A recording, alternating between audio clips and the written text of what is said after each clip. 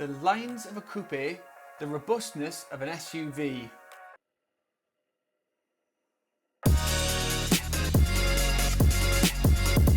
Okay, so let's just deal with that fun little strap line first. Here's a car with the lines of a coupe. It's a coupe. Here's a car with the robustness of an SUV. It's an SUV. And here again is the Honda HR-V. I suppose it does have the line of a coupe. It's the straight one there between the wheels.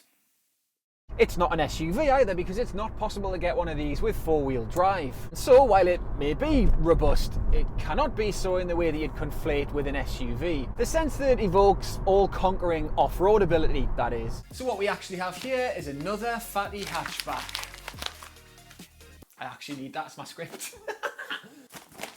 Which is a shame because the HR-V used to be something of a pioneer. See, when the original was launched back in '99, a compact crossover was a basketball move.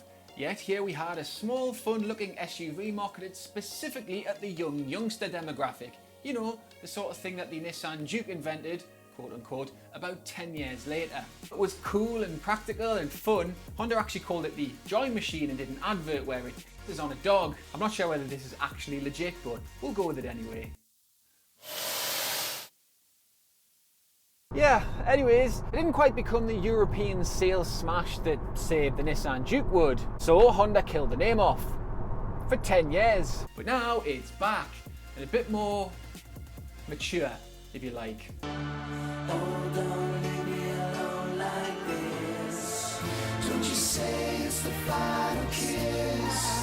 But in car terms, that's a good thing, right? So it might not be young and fun anymore, or rugged, or like a coupe. But what it is, how will I put this? Usefully rotund. See, now it has 5 doors and tons of space. In fact, it's one of those cars like the Volkswagen T-Roc or the T-Roc.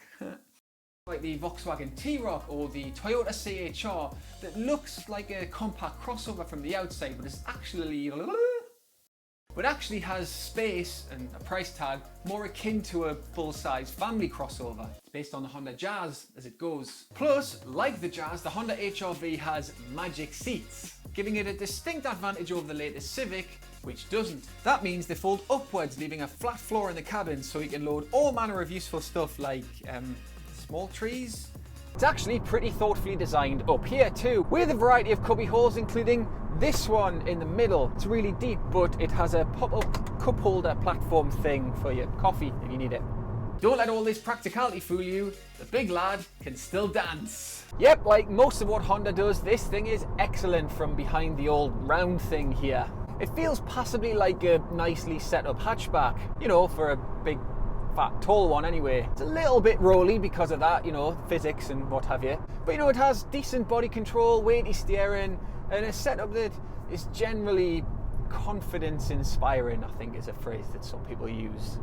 Yeah, as crossovers go, this is definitely up there among the best of them when it comes to feel from the driver's seat. It's in the details. So it has a high set center console, which is the hallmark of a sports car, because it means that the gear shift and the steering wheel are very close together. It gives you that sort of compact, well-designed driving position. And the gearbox itself is like a Love Island contestant.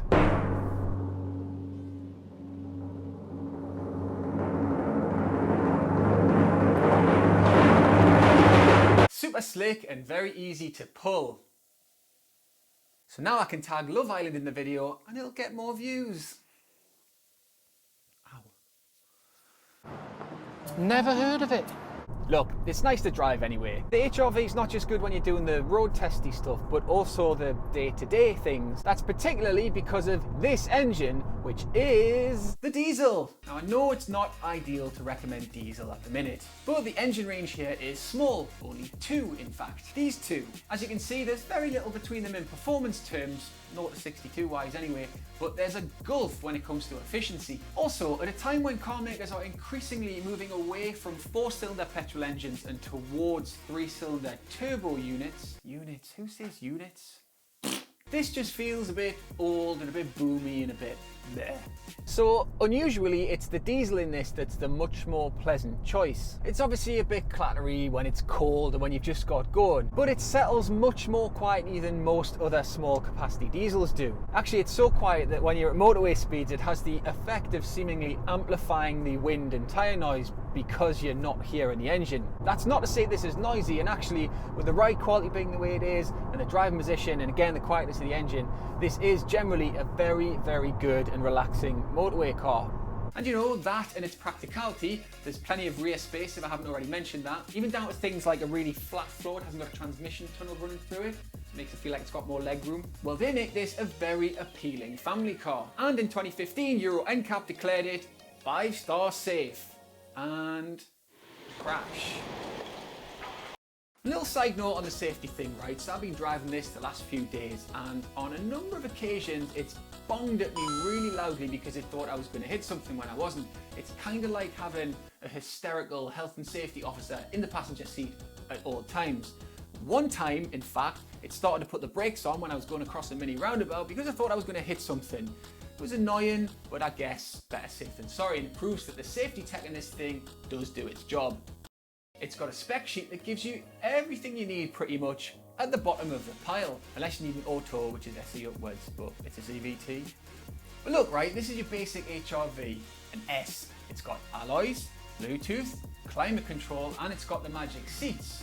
And in fact, not having the touchscreen, which is SE and above, might be an advantage. Because it's rubbish. You'll no doubt get used to its unintuitive menus and general clunkiness, but it's never pleasant to use. And so the upshot is, no matter how you want to label this, I'm not actually quite sure whether we should be calling this a small crossover or a family one, to be honest. In this car, there is a very well-rounded, sensible, spacious, well-made, well-priced, safe, and actually quite enjoyable to drive family car. Thanks for watching. Please keep commenting under the videos. I do read what you say and I appreciate it. As ever, there's a review of this that's more detailed over at the Honest John website, and I'll see you soon.